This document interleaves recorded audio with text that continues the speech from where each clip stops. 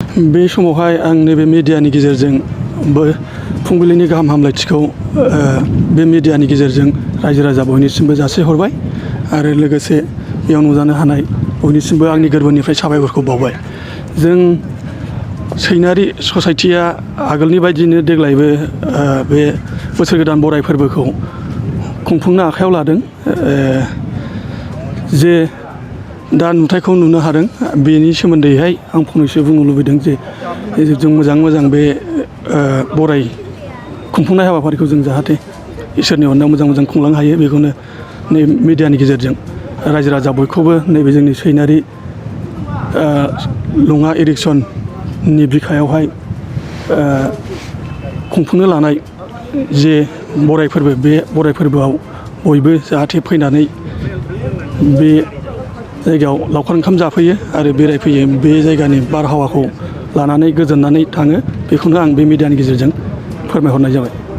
सारा आसामाव थानाय बा बिटिआरआव थानाय माखासे साफ्रोम लाइमोनफोरजों लोगोसे रायजो राजाफोरखौ माबाफोर खावलायहरबावनो गोनां दङ? खावलायनो गोनाङा बेनो जे जाय बिथांमोनहा बेरायनो मोजां मोनो आरो लावखार ओंखाम जानो मोजां मोनो, बे बिथांमोनखौ जे बे मिडियानि गेजेरजों आं हांख्रायहरनो लुबैयो। माखासे लावखार ओंखाम जाग्राफोरनि थाखाय दावबायारिफोर बा माखासे थाग्राफोरनि थाखाय केपासिटि दङ नामा? केपासिटिखौ नैबे समावहाय जों खालामनानै होथ'नो हानाय जायाखै। उननि समावहाय जों खालामनो नाजादों आरो बेनिफ्राय देरसिन जों फैगोन समावहाय खालामनो जों थिरांथा लादों। सिगां समफ्रावबो नैबे लङा इरिगेसनाव माबाफोर हाबाफारि लाखांबाय नामा? लाखांबाय। जों बेयावहाय बिगानि थ्रुयैहाय इन्डिजिनियास केम्प, बेखौ आमुल दिमुल जायखौ होनो, बेखौ बेयावनो जों बादायलायहोनाय जादों। रायजो राजाफोरनिफ्राय माबायदि रेसपन्स मोनदों? जोबोद मोजां रेसपन्स मोनदों जों रायजो राजानिफ्राय। रोजा सुबुंफोरा बेयाव फैनानै बे बादायनायखौ नायफैदों आरो हाजासे जों गोजोननाय मोनदों। नैबे लावखार ओंखाम जाग्रा जायगा जे अपेनिं खालामनाय, नैबावबो रायजो राजाफोरनिफ्राय हाजासे मदद मोनगोन होननानै आसा थिनाय थायो। जोङो रायजो राजाफोराबो जोंखौ मदद होगोन आरो लकेलनि इन्टेलेक्सुवेलफोरनिफ्रायबो जों मददखौ मोनगोन, बे मिजिंखौ थियो आरो। बुब्लिनिसिम मिडियानि गेजेरजों, इलेक्ट्रनिक्स मिडियानि गेजेरजों जोंखौ बे सैनारि लङा आफादखौ फोसावदिंनाय बा एडभार्टाइज होनायजों लोगोसे मिथिहोनायनि थाखाय गिबियावनो गाहाम हामलायथि जासिहरग्रोनाय थाबाय। गोदान बोसोरनि जों लोगोसे जोङो गिबियाव 12 जन ग्रुप जानानै मोनसे LIPSC लङा इरिगेसन डेभेलपमेन्ट कमिटि बानायग्रोदों।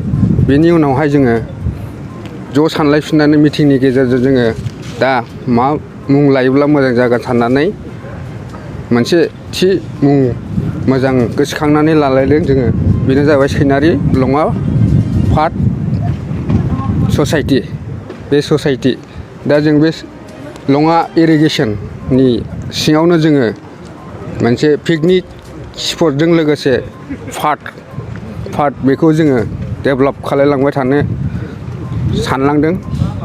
दा जों दिनैहाय जोङो थोजासे हायाब्लाबो जा एसे साजायनायनि गेजेरजों जोङो बेखौ बानायलांबाय थागोन आरो जोङो लङा इरिगेसन डिपार्टमेन्टनि थ्रुयै जोङो साजेसन लानानै खामानिखौ मावलांबाय थानो थाखाय जों आवगायलांगोन।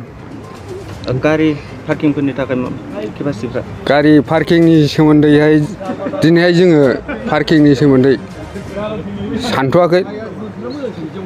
दा जोङो जास्ट ओरैनो पिकनिक बयखौबो साइड जिङाव बा साइडआव जोङो मोनसे केपासिटि बानायना होनानै दा बेहायनो लावखार ओंखाम जानो बा सोरबा भिजिटरफोर बेरायफैयोब्ला जों बेखौ सुबिदा होनो थाखाय जों थांखि लानाय जादों आरो। जों माखासे समफोराव बा बोसोरफोराव नुनो मोनदों बा नैबे समावबो नुनो मोनदों, माखासे लावखार ओंखाम जानो फैनाय सुबुंफोरा माखासे जायगाफोराव गोबां गाज्रि बेफोरबायदिनो प्लास्टिक बायदिसिनाखौ गारनाय नुयो। नैबे समाव नोंथांमोना माबाफोर केपासिटि लादों नामा?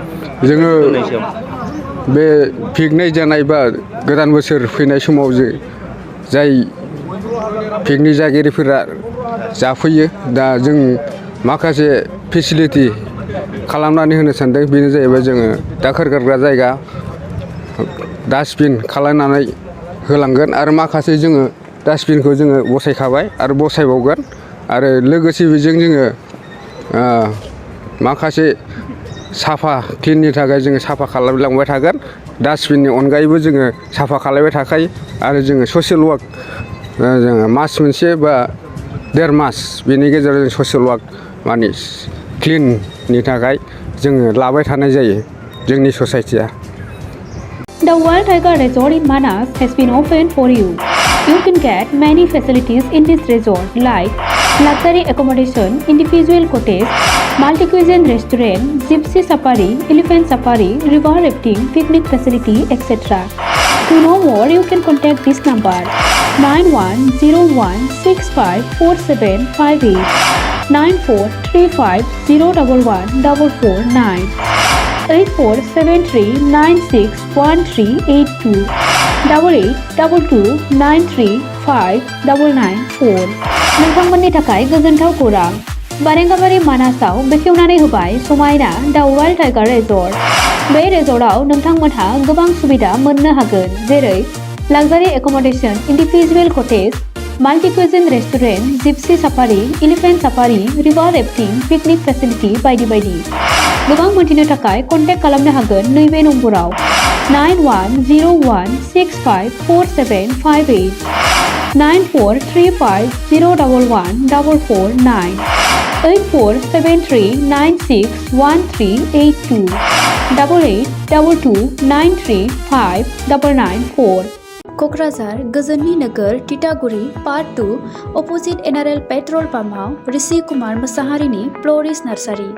बे नार्सारियाव बायदि रोखोमनि समायना बिबारफोरखौ फालांगि महरै खम बेसेनावनो नोंथांमोनहा मोननो हायो।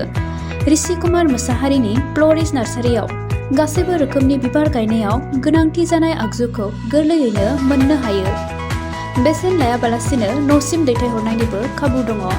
लोगोसे फरायसा आरो लाइमोनफोरखौबो बेवहाय सोलोंथाइ होनाय जायो। गोबां मिथिनो थाखाय कन्टेक्ट खालामनो हागोन नैबे नम्बराव 6000390992। ऋषि कुमार मोसाहारिनि फ्ल'रिस नार्सारियाव एक्टिभिटिज बायदियै produce and sell all kinds of horticultural planting materials and gardening design. Impart training to all students and educated unemployment youths, home delivery and door-to-door service free. Again, contact number 6000390992.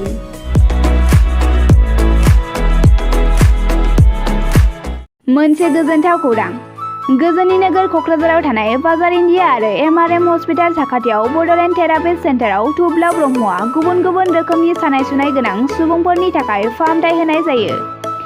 जेरै जान्जि सानाय, हान्थु सानाय, गोदोना सानाय, आदै सानाय, आफादावदै सानाय, जानजि जरा सानाय, खर' सानाय, सिनस्रि जरा सानाय बैफोरबायदि सुबुंफोरनि सानायफोरखौ फाहामथाय होबोगासिनो दं। सोरबाफोर बे बेरामाव गोग्लैनाय सुबुंफोरा बे खाबुखौ लानो हागोन। गोबां मिन्थिनो थाखाय नैबे जानबुं नङाव फन खालाम 9974030738।